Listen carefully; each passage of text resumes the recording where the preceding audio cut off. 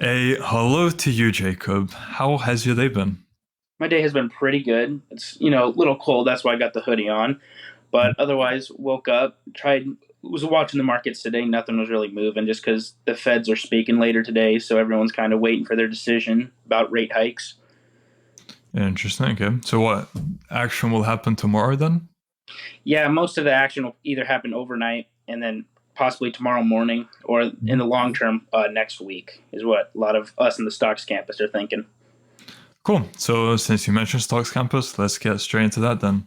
How did you get into the Stocks Campus? As in, what interested you about stocks? Did you have any previous experience before joining the real world, or is it just something you joined after? So I've always, I think I started getting into stocks around when I was 16, so about 4 or 5 years ago, when I was working at high school and I had like $8,000 in the savings account. I had no bills, and my uncle's like, you should probably, instead of keeping it all in the savings account, you should start looking into stocks. So I got into long term stocks and like retirement accounts, and then I wasn't the greatest student, so I didn't know exactly where I wanted to, but I always had like a calling for stocks and it always interested me and how price moves on what companies are doing, what how the market's going, and so I decided to join the stocks campus because I knew the most about it, and sure enough, that's led me through my journey. Okay. So, a few things to clarify. Are you comfortable revealing your age now? 20 years old. 20. Okay, so started at 16, now you're 20. You said you started off doing long term investing. So now are you more of a trader or are you still doing long term? So I do long term about every quarter is when I put in money, just high dividend stocks that I could completely forget about until I'm 65 or retired. But mainly what I do is trading stock options Hmm. through the S&P 500, um, and that's the professor and everyone involved. Seth is another one who's helped me a lot. Good.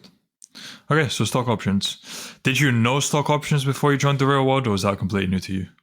It was completely new to me. I didn't even know you could do that, and so that's why I took 2022.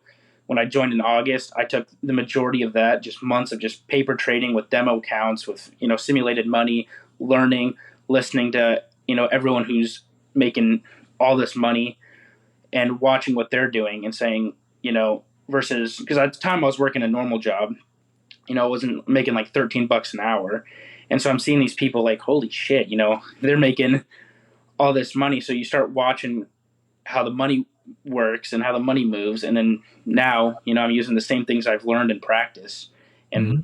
making, more than I was making at an old job. All right. So at what point did you feel ready to actually move on to real trading? So outside of paper trading?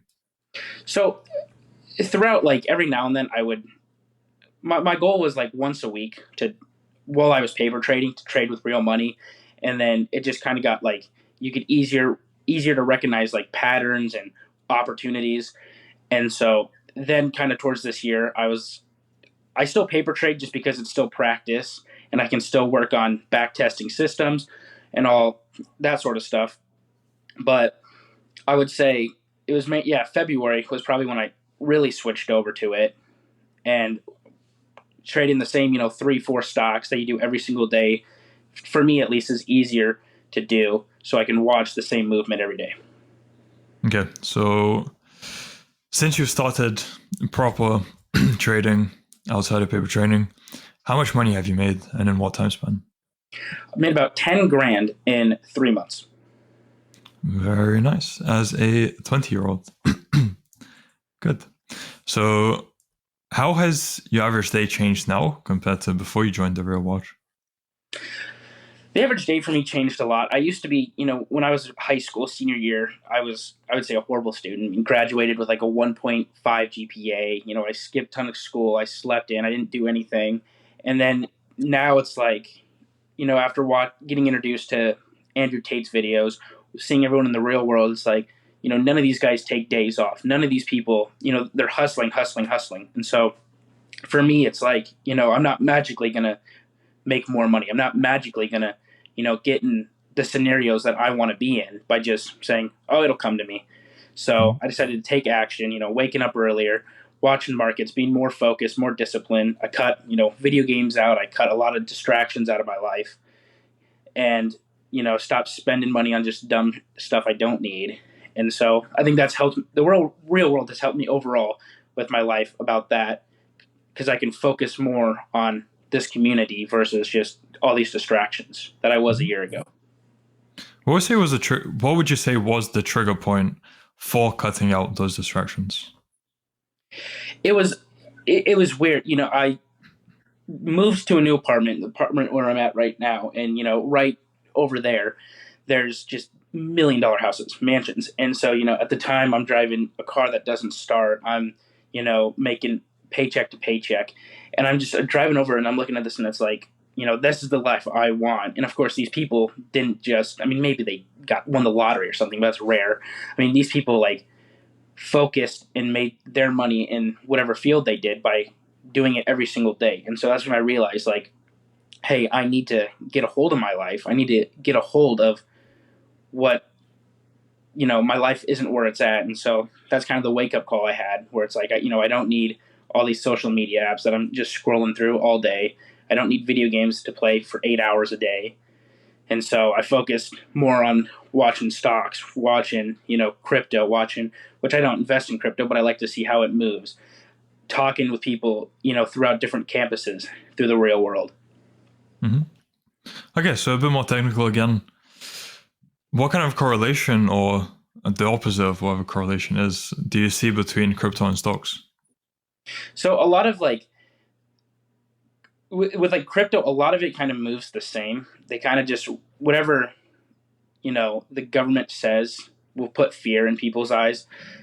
I, Crypto's been going up a lot, and I think mainly because people aren't trusting the dollar, people aren't trusting how inflation, worldwide inflation, and it's more safe. You can send money without all these banks getting in your way, and so I don't have any money currently in crypto, but I like to see how it moves, just so I can even and it's open 24/7, and so I can watch it. I can practice trading with like simulated accounts, just so I can get used to charts and patterns better, Okay. and then use that to everyday stocks. Interesting, cool.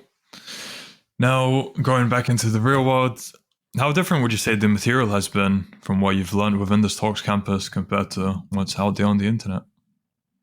It changes a lot. You hear people outside talk about, oh, you don't need the real world. You can look all this stuff online, but you don't learn this stuff in school. And this is one of the biggest things that I have, and a couple other people that I know have, with like school systems, at least here in America, where they don't teach you like about stocks. They don't teach you about all this stuff. And so going into the real world, I've learned how to, strategies on how to make money, how to read certain patterns, certain charts, what to watch for, what not to watch for, when to wait, when to, I've learned risk management.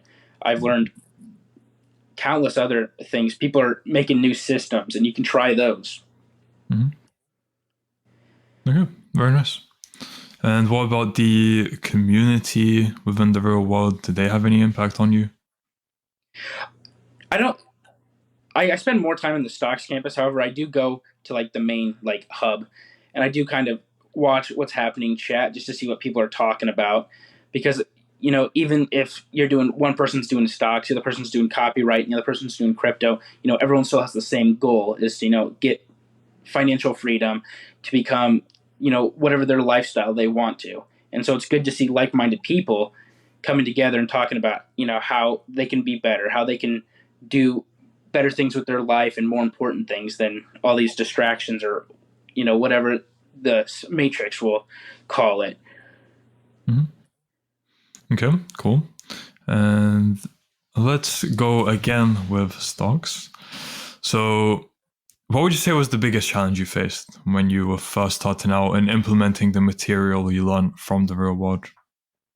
So I would say the hardest thing for me was, at first I paper traded for a little bit, and then I kind of had a couple like $100, so I went in right away, and lost that $200, and so it was, at the time, I was less disciplined. I was less, focused. At the time, I still had some distractions where, now I'm locked in, you know, knowing when to stay out, when to not chase every single, pump or every little action, I've learned to trade because I used to trade on like 1 minute time frames. Now I trade on larger time frames. So, you're not getting fake breakouts. And so I would say that it's what now versus when I first joined was I was less focused, less dedicated, less, I guess I had more emotion when trading versus now. I can go the whole day only taking, one trade and be like, okay, cool. I've made a perfect opportunity. I'm up 5% versus before I'm like, oh, I need to take, I need to make all this money. I need to make 20% a day. I need to, and I think that's with a lot of newcomers. They kind of struggle with that. They want to go from zero to, a million right away, as if there's going to be no red days, as if there's going to be no days that you're not going to trade. And so if anyone who's new is listening to this, I would, especially in the stocks campus, I would say that, some days don't even trade. Some days, it's better to just know when to walk away. Just close your computer and walk away. There's been some times now where I've had a position where I've sold for 300%. I'm like, okay, I'm done for the day. I've made enough money. I don't want to risk losing all of it. And beforehand, I'd be like, okay, now I got to keep making more and more and more right now. And the markets don't want me to, or aren't giving me an opportunity, but I'm trying to take an opportunity from them. Interesting, right? And throughout your journey so far trading, how many times have you maybe lost confidence in your trading system or made reiterations to it? And what's the psychological effect there? Did that make sense? Yeah, it did.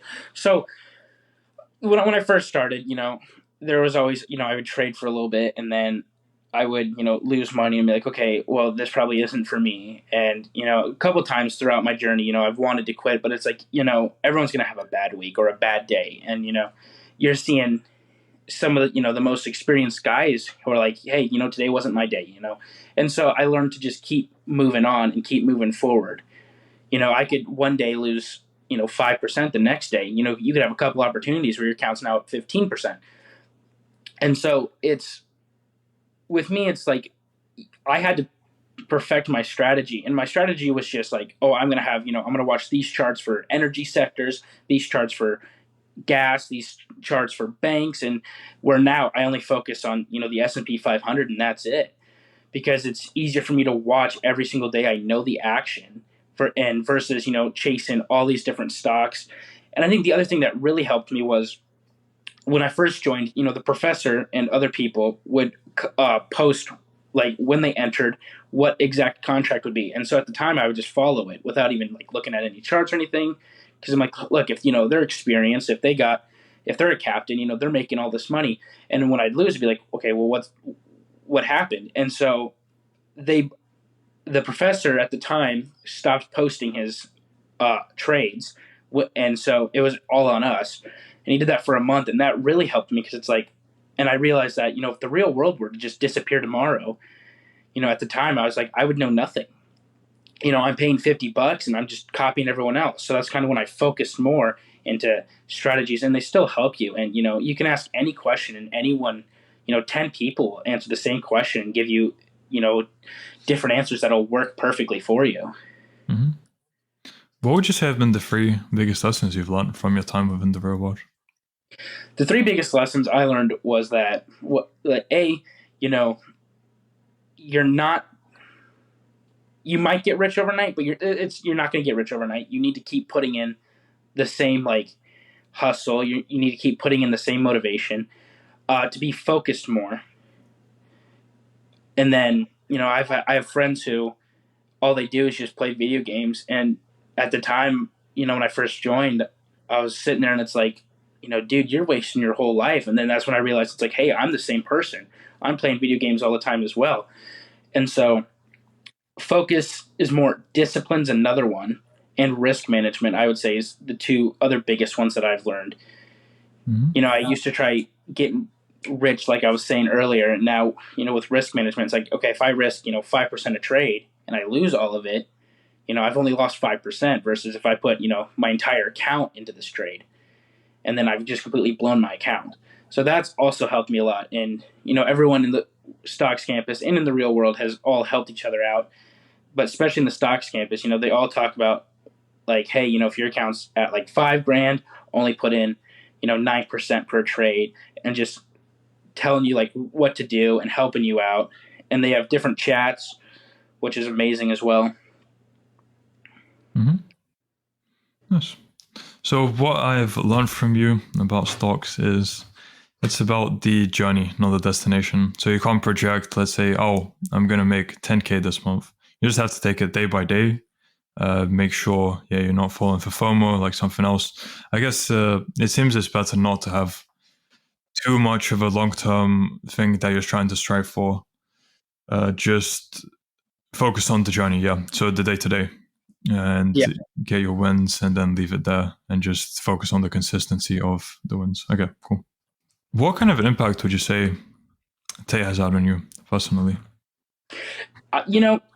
When I first joined, or even before I joined, I would see his videos pop up, and it's like he's got the life I want. He's got the supercars, the houses, the all this sort of stuff, and you know he was just telling you like, hey, nothing comes free. You got to earn it. You got to work for it.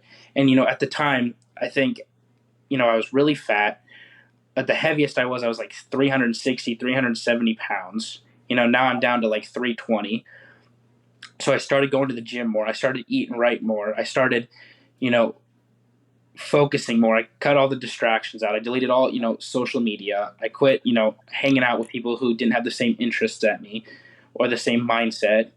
And to this day I still watch all his videos. I still listen to podcasts. I still listen to clips just to see, what he's saying, how, cuz he can tell you like at the gym I'll listen to some of his podcasts or some of his words because it's like motivating for me. I used to be this guy who couldn't would walk upstairs and I'm like out of breath, and now I'm this guy who I've lost 50 pounds in the matter of months, and Mhm. especially in here in the real world, it's like completely life changing.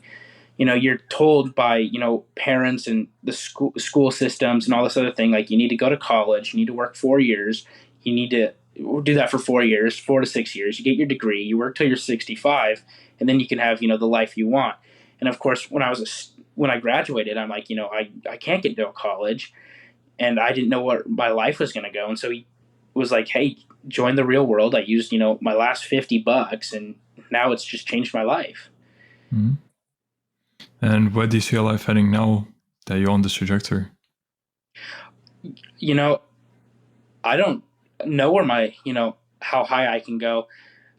I went from making $400 a week, about 1,500 after taxes. It was like 1,600 to 2 grand a month. To I'm making 10 grand in a couple months.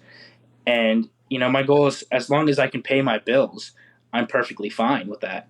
Mhm. Obviously, you want more, but I think one of the things I struggled with when I first started was I had, the end goal of, being a millionaire, and you start with like $1,000 account, and everyone wants to, you know, that's your end goal. But it's like if you're a football player, and you're playing, high school football, and it's like, well, I want to go to the NFL. And it's like, yeah, but you got to go to college. You got to do other things. And so a lot of things I've learned and I've told people is, you set throughout your journey goals. So let's say your account's at $1,000. It's like, I want it to get to 5 grand. And then after 5 grand, let me get to 10 grand.